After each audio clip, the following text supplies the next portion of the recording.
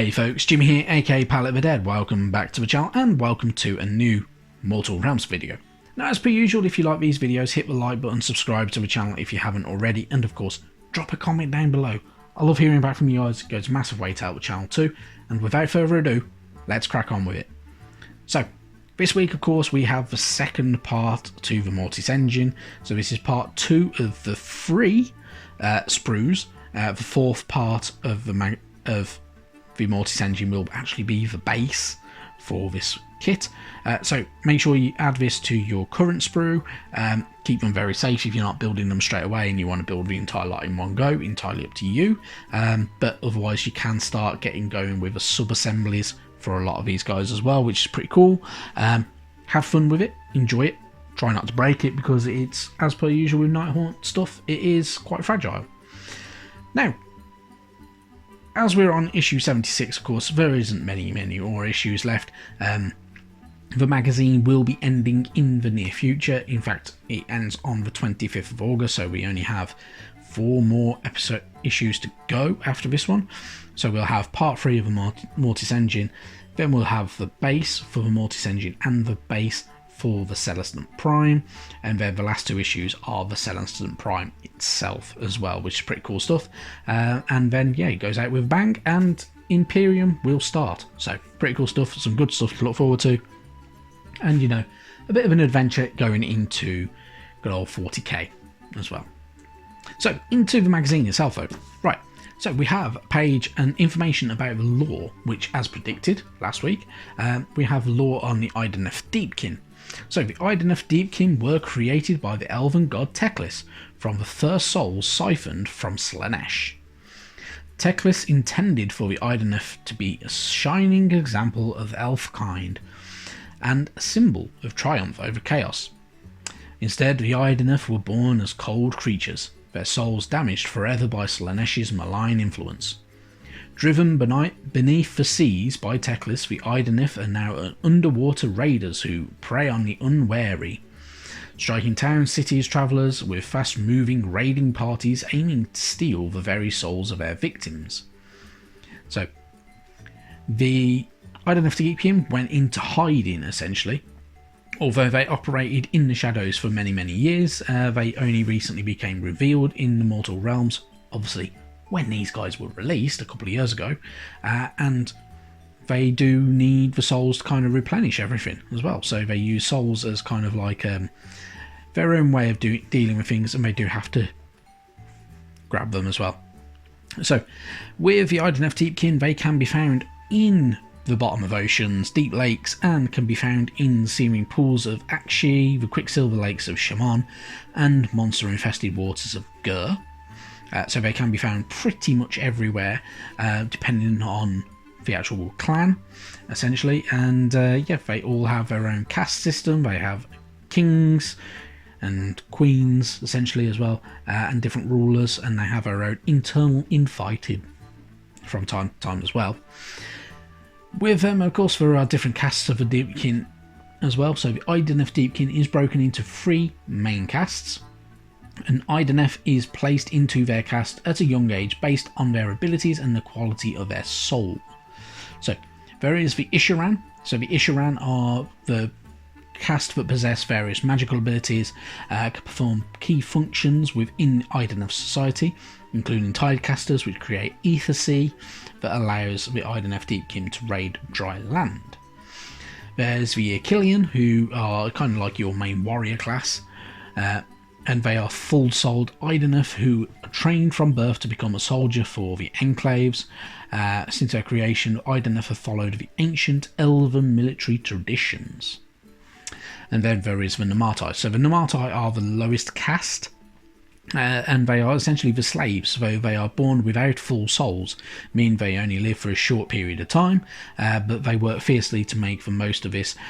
Majority of the Namartai as well do not have eyes, they are blind, which are weird, but they see and sense everything by tracking the vibrations of the Ether Sea and everything like that as well, and using kind of an innate magical ability that is built within inside them that kind of allows them to kind of see what's going on without actually physically seeing it, what is going on. Then we have information about the Stormcast Eternals, the Tempestors. So the Tempestors are heavy Stormcast cavalry armed with a deadly array of long-ranged and close-quarter weaponry. Like many other members of the Dracothian Guard, they ride fearsome Dracoths to war. So, the Tempestors are, of course, kind of like the lightning infantry, and they also provide range support as well. So they can provide a bit of both, and they have these pretty cool Dracoths that they ride, which is pretty different, and they look pretty unique, pretty gnarly, and everything like that as well. So they have a few different weapons that they generally carry, so Volley Storm crossbows as their ranged weapon, and then they have their warblades as well.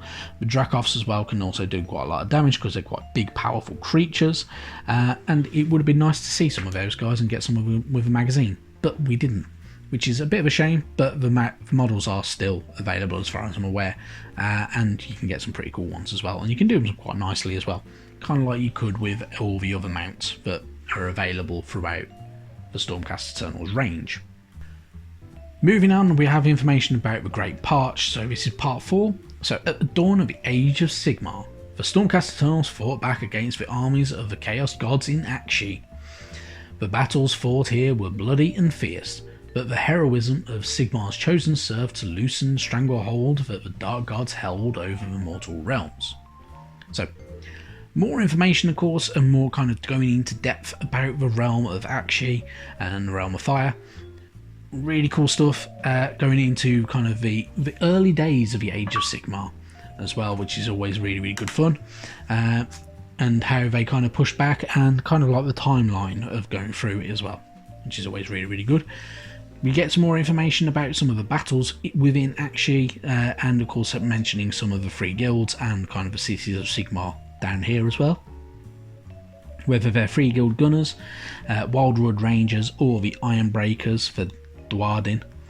It's always really, really cool stuff to read, and the Grey, mostly kind of based in the Greywater fastness, which is constantly ready to fight off a siege, and is quite one of the kind of main cities as well for Sigmar within that realm, which is always really, really cool to read about them. And you know, there are some really, really good stories about a lot of these kind of places. So he did go up against Nurgle. So Nurgle's Rotbringers, of course, including the Lord of Blights, Putrid Blight Kings, and so on, kind of spreading their plagues and kind of concoctions and their foul magic as well that the Plague God has blessed upon them as well, to make them quite deadly to the touch and to combat against. Then we have how to build the Mortis Engine. So we're starting to get all of this type of stuff, so you can start making sub-assemblies already. So read them, by all means. Make sure you kind of read through everything and kind of get everything ready if you wanted to. I mean, the plus point to this is you can get the sub-assemblies done, and you can spray paint them. So you can kind of get some of it spray painted ready to kind of get going. Very cool stuff to kind of be able to get going on the Mortis Engine, because it is going to take a bit of painting. But as I say, by all means, spray paint it white first. Get some white primer from Wilkinson's or from B&M, or if you wanted to, you can get Corax white or something like that. Spray paint from good old GW. But by all means, spray paint it. Hand painting it will be an absolute nightmare. I do not recommend it because of how big it is, and it'll take you quite a while. Spray paint the bugger, no matter what. I would spray paint it, and in fact I will be spray painting it. When you are spray painting though, make sure that the weather is decent. So if it is cold, do not spray paint, because your spray paint will take forever to dry.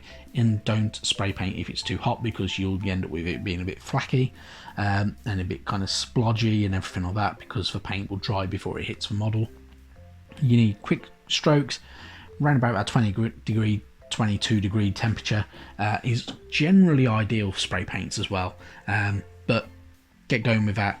If you're a youngster, get your parents to do it. Get one of your parents to have a spray paint for you, and obviously don't do it in the house. Do it in a well ventilated area. So do it in your garden or something like that, as long as you're not going to damage anything. But yeah, use a bit of cardboard box as well. is always a recommendation for this type of stuff. But yeah, you can get going on your sub-assemblies, which is always pretty cool. And it generally does tell you how to kind of build up everything ready. So you can build as much as you can if you wanted to, or as little as you can. And you will have some other bits and pieces to do as well before you kind of be able to kind of blend it all together and put it all together and everything like that as well. So you can get the sub-assemblies done, which is the main thing. It'll save you an absolute lifetime of pain as well over when you're doing it, which is the main thing with it, which is always really good. So with tactics, we've got a few more tactics for magic and some of your tutorials and core rules and everything like that as well. So this is all to do with casting spells and unbinding spells. No matter how well you're playing or what your focus is, this is generally the main general rules for it up until current edition. So if you're playing with new models, some of the rules may have changed slightly during the new edition. If you're worried about that type of thing, get the General's Handbook, because that'll tell you all the main things that have changed from the last edition in Age of Sigmar as well. So pretty handy stuff. Cool. Then you have the balance of power, and kind of as war battles and rages on, we have balance of power. So you have your Nighthaunt and your Stormcast Eternals lists, and this is for your battle plan. So you need 4 mats, 2 objectives. You'll have your Nighthaunt in one side and your Stormcast in the other. You'll have 4 choices from the heroes list and 5 choices from the troops list. So the battles are getting bigger and bigger and bigger. So this is a lot more to go on with it, and you're just destined to mainly use wizards and stuff like that. That's the idea behind this one as well, and kind of making sure that you've got all that type of stuff ready. So really good stuff. And then of course it's just going to show us what's coming in the next 2 issues, which of course is the third part of the Mortis Engine, and then we will get the bases for what they class as centerpiece modules, as I say, which is the Mortis Engine base and the base for the Celestant Prime. Really good stuff. The magazine's coming to an end soon, and yeah, it's kind of sad, but it's kind of good at the same time, because Imperium will start straight away. I will be doing both magazines, as I've said before, so a lot of stuff to look forward to. Really good stuff as well. Thank you very much for watching, and I'll catch you very soon when I actually get some more videos out this week. Thank you for watching, and I'll see you next time. Bye bye now.